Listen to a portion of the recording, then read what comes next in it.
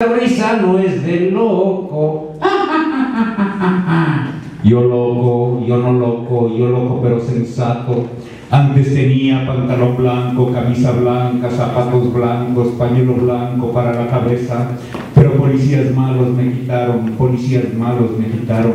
Pero Calimancito me protege, Calimancito me protege. Yo, Calimancito. O tal vez, más posmoderno aún, podría preparar aquí un ceviche de concha y comerme delante de ustedes.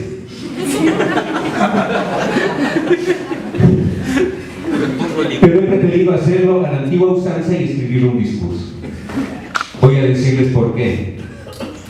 Uno de los primeros conocimientos que tuve en mi oficio de actor acerca de la característica común que tienen los personajes ficticios, sobre todo cuando son farsescos, esperpénticos, grotescos, caricaturescos o simplemente fantásticos, es que pueden decir lo que se les venga en gana, pues son palabras que no las dice un ciudadano con un número de cédula tal, sino que las dice un payaso, un bufón, una máscara, un títere, o incluso el retrato realista de alguien que camina por la calle, el retrato de quien camina por la calle, no el ser de carne y hueso retratado.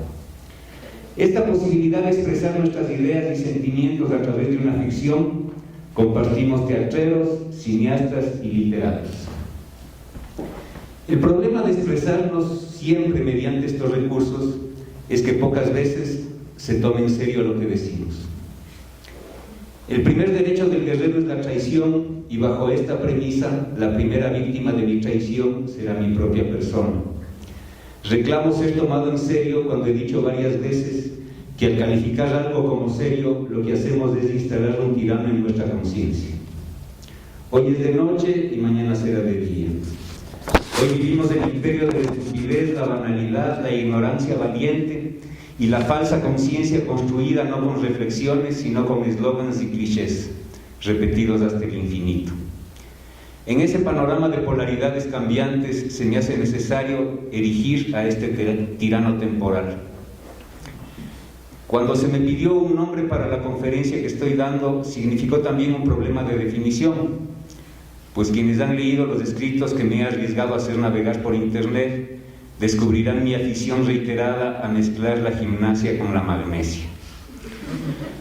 Entonces repetiré muchas cosas escritas antes, porque como dice un amigo, para buen entendedor bastan 1000 veces. Me van a disculpar si soy bastante autobiográfico para sustentar mi exposición. Nací en julio de 1963 y me acerco vertiginosamente al medio siglo de existencia. Soy desertor escolar y autodidacta a mucha honra. Y desde los 18 años, la columna vertebral de mi aprendizaje sobre el mundo, el pensamiento y la naturaleza humana ha sido mi práctica teatral. Nunca fui buen estudiante. Era lento para copiar los dictados e incapaz para las matemáticas. Creo que desde el fondo íntimo de mi ser rechazaba ser medido, calificado, comparado, clasificado y encasillado. Ahora que los títulos académicos son el equivalente de lo que en tiempos pasados eran los títulos nobiliarios, prefiero hablar más que de profesión, de oficio. Y creo que el aprendizaje solo termina el instante de nuestra expiración final. Creo que los sistemas de escolaridad vigentes, como los valores dominantes que rigen el imaginario colectivo, están pervertidos en su raíz. En la vida estudiantil, los incentivos no están dados por los horizontes que nos abre el conocimiento, ni por el desarrollo integral de nuestro ser, sino por obtener una calificación superior a quienes comparten nuestra aula de clases.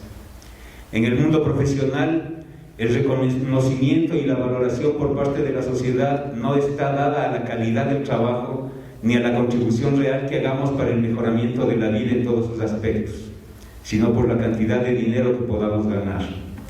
En uno y en otro caso, el éxito y el encumbramiento de unos se sostiene sobre la derrota y la humillación de otros. Entonces no hay compañeros, sino competidores, y se sustituye el amor propio por el arribismo compulsivo. No estoy en contra de la competencia, estoy en contra de la competencia como principio y fin de toda dinámica humana. es perfectamente lícito que acordemos competir, no que se nos obligue a competir.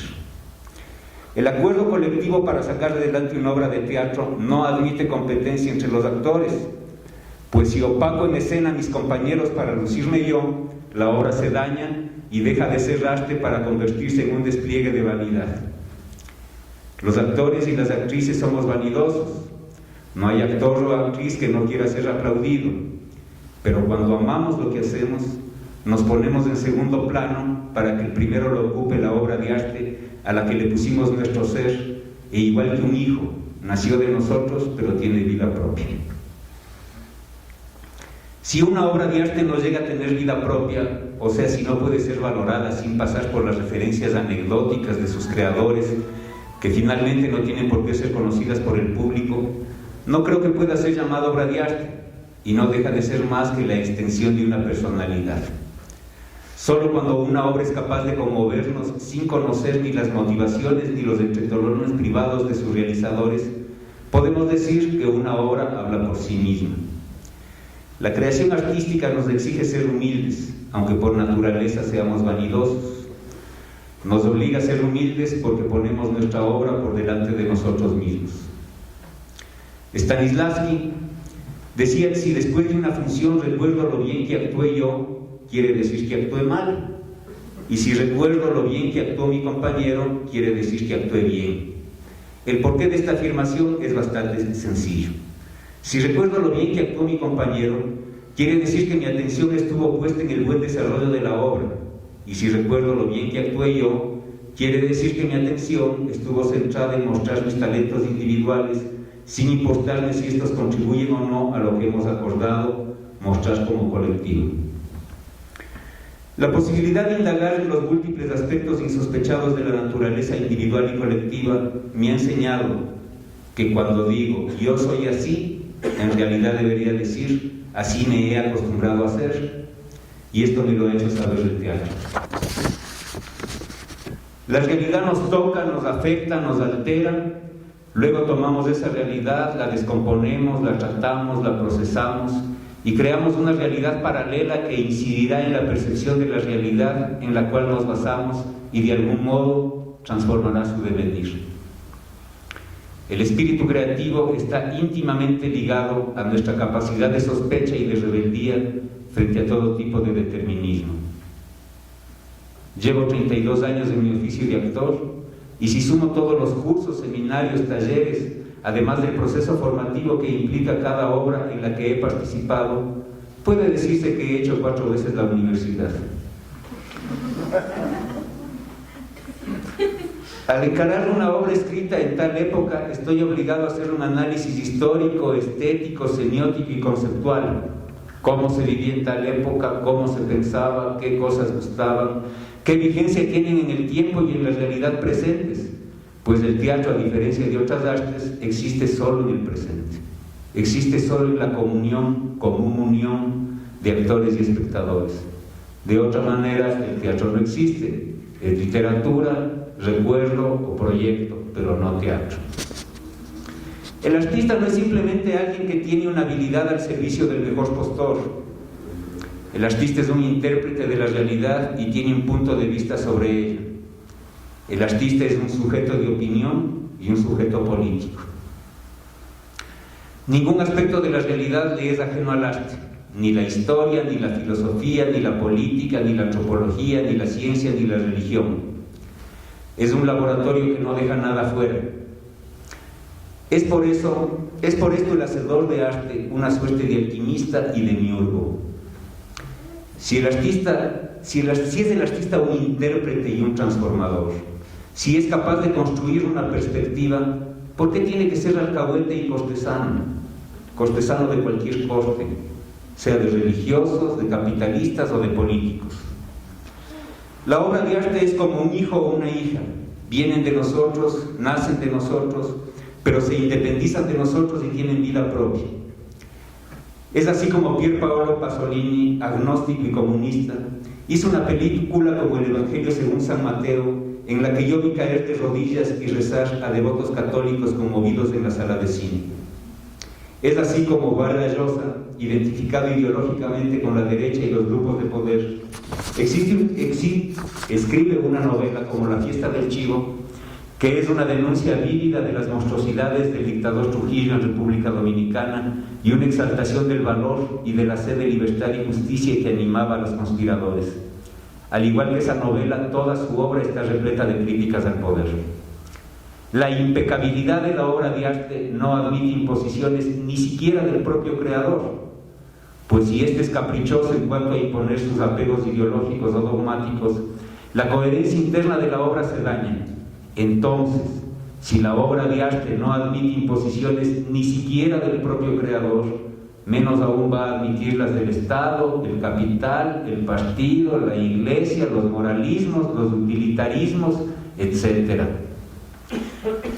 El arte es incómodo para el statu quo y para el poder oficial y para el irregular. Son múltiples los casos de artistas asesinados, encarcelados, desaparecidos, exiliados, reprimidos y humillados por el poder a lo largo de la historia. Federico García Lorca, asesinado por el franquismo. Nassim Hikmet, encarcelado en Turquía. Meyerhold, desaparecido por el estalinismo. Alexander Solzhenitsyn, recluido en el archipiélago Gulag en la ex Unión Soviética. Víctor Jara, torturado y asesinado por la dictadura de Pinochet en Chile. Rodolfo Walsh, desaparecido por la dictadura argentina. Roque Dalton, asesinado por sus propios compañeros. Reinaldo Arenas, encarcelado y humillado en Cuba por su orientación sexual. Gustavo Garzón, desaparecido en el gobierno de León Febres Cordero. Facundo Cabral, asesinado por la mafia. El arte interpreta la realidad, la descompone y la rehace. Crea realidades paralelas, cuestiona la realidad, se opone a ella, muestra y resalta aspectos tenues, ocultos o invisibles.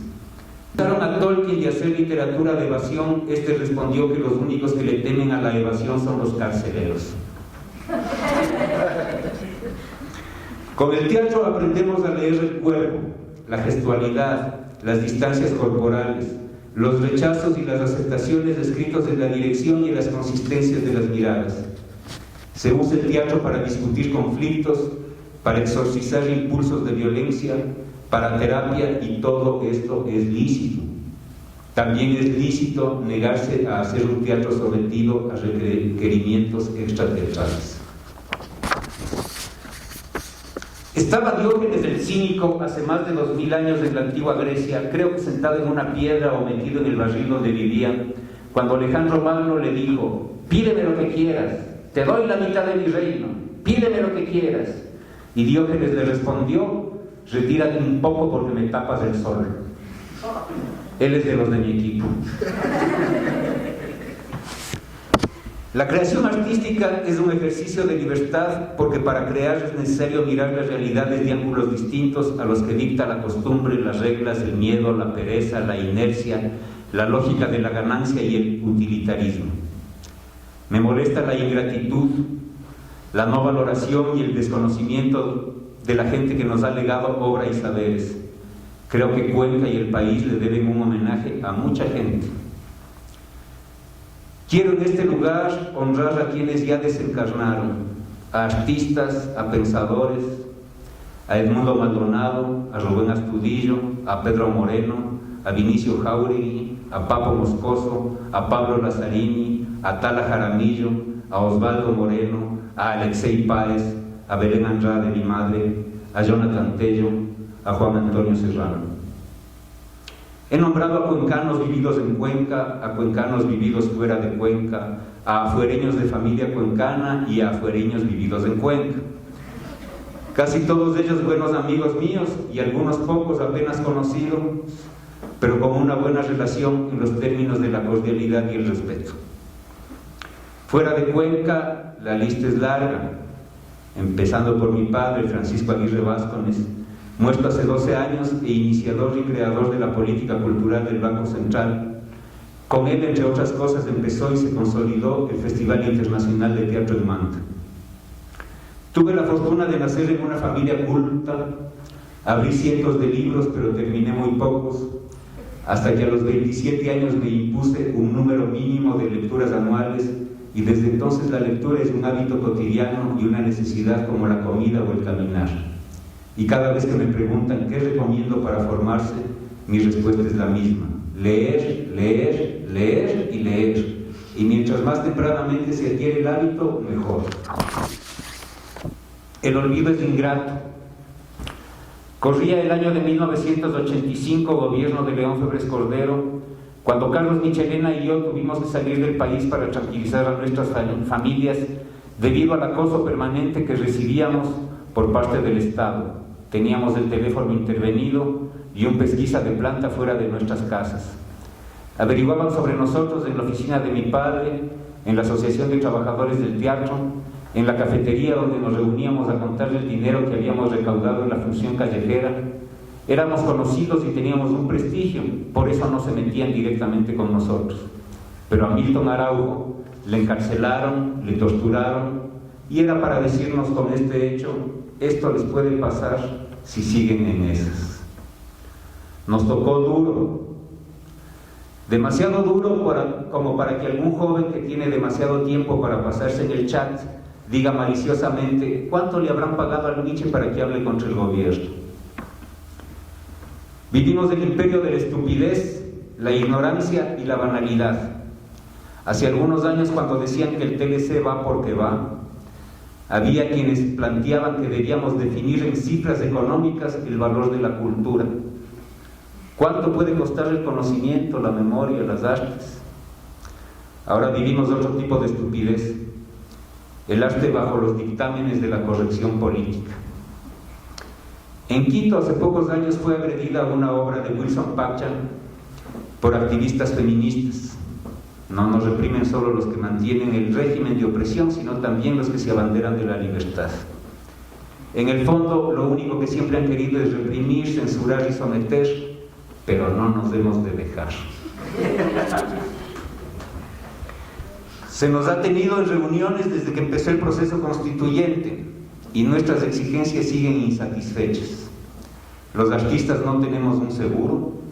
Hacer una función implica una cadena de permisos, exigencias y pagos. No ha sido derogada la ordenanza municipal que considera el Teatro de la Calle mendicidad, etc. La tendencia al totalitarismo nunca ha sido tan acentuada como hoy en día. Grupos religiosos intransigentes quieren imponer y dictar las reglas morales de la sociedad entera. El capitalismo es una máquina depredadora que en su lógica de acumulación y ganancia anula, pervierte y degrada todo lo que toca. Multiplica productos que no importa que sean necesarios y no vendibles, y cuando se producen demasiados, su precio baja y deja de ser buen negocio. Entonces ese trabajo y esos materiales consumidos en la elaboración de ese producto han sido convertidos en el valor abstracto del capital que viajará hacia donde pueda apostarle a otro negocio rentable, aunque este sea la guerra. Generalmente es así como se resuelven las crisis. Mientras tanto, ya extrajo minerales, fatigó el suelo y mandó a cientos de trabajadores a la desocupación. El capitalismo bota toneladas de alimentos al mar para mantener precios. Mientras tanto, millones de seres humanos mueren de hambre, enfermedad, insalubridad, inseguridad. El Estado no soporta nada que se le salga de control y nos trata a todos como infractores o delincuentes. Hay también un totalitarismo sutil, y quizá por eso es el peor: el totalitarismo cultural. Hoy, la corrección política. Se ha publicado en los Estados Unidos una edición de las aventuras de Tom Sawyer en las que se omiten las palabras indio y negro, como que quitar, poner o cambiar una palabra produjera máquinamente una reparación histórica. Alteremos y degrademos entonces lo que nos ha legado el tiempo, falsifiquemos la historia y digamos que aquí no ha pasado nada. Voto en contra. Se ha propuesto también en los Estados Unidos hacer una reedición de todo el cine norteamericano en la que se eliminen todas las escenas donde se fume. Ahora los fumadores somos los apestados de la sociedad y parece que la consigna es cuerpo sano, mente en blanco.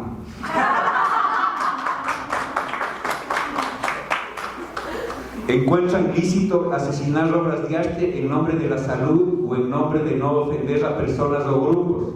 Y para mí es exactamente igual que censurar el nombre de la moral, la religión o el progreso. Unos y otros están en el mismo equipo de prohibicionistas y represores. Voto en contra.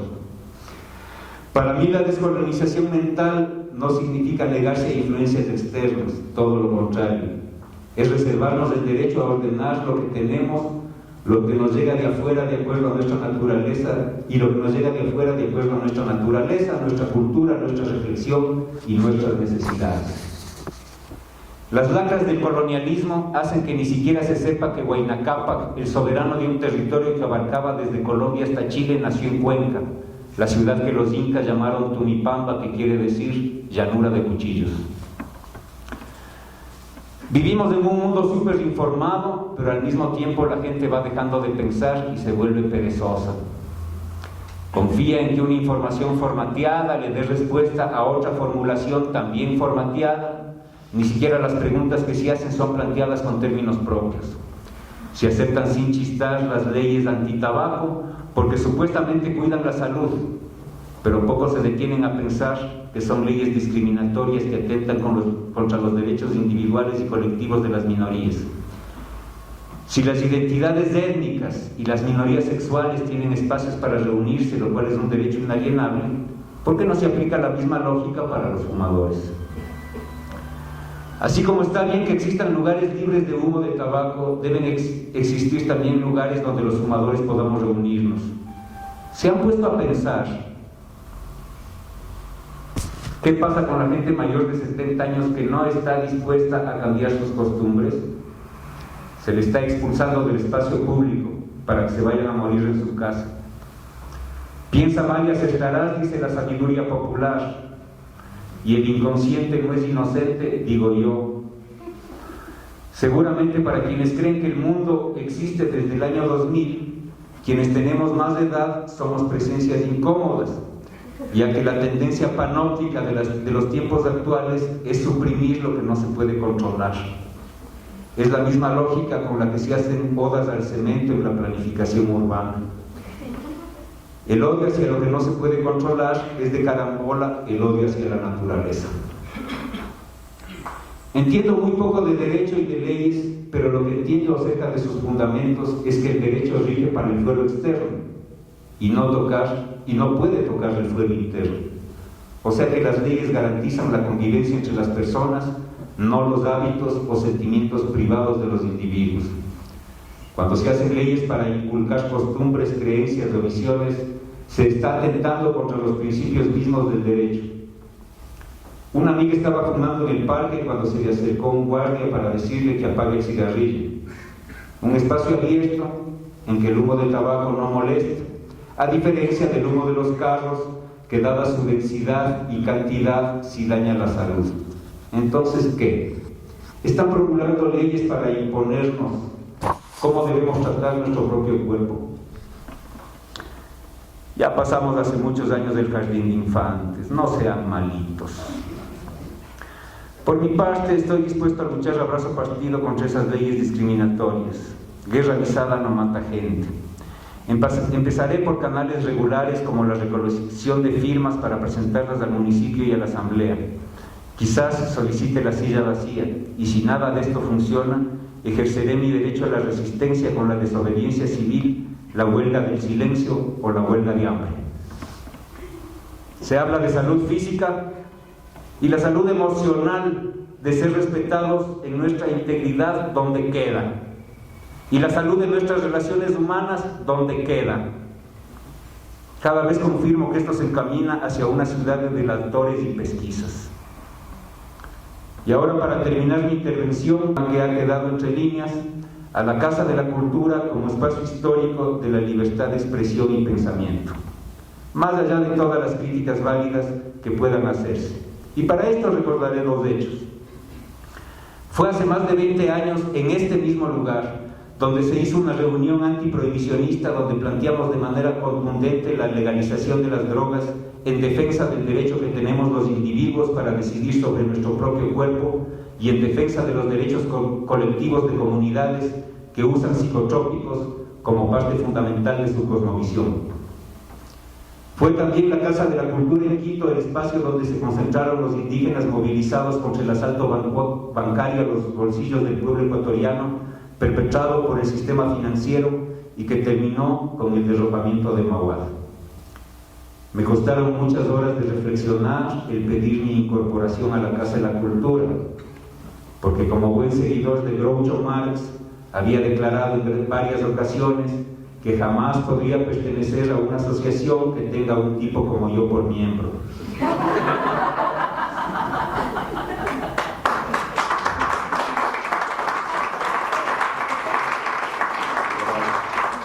Pero con el panorama actual en el que la visión sobre las políticas culturales es la de armar un aparato de propaganda al servicio del gobierno de turno, considero indispensable fortalecer los espacios de independencia y autonomía en el que sean los actores culturales quienes definan las políticas y no personas ajenas al tema, que no entienden las dinámicas internas y propias que exigen la creación artística y la producción de pensamiento. El siguiente paso sería entrar en una intensa relación con todos los colectivos culturales del país. Gracias a Carlos Vázquez y a Cristóbal Zapata por haberme empujado a decidir. Señores, yo no he pedido mi incorporación a la Casa de la Cultura para ingresar al Parnaso. He pedido mi incorporación a una trinchera de resistencia. Gracias.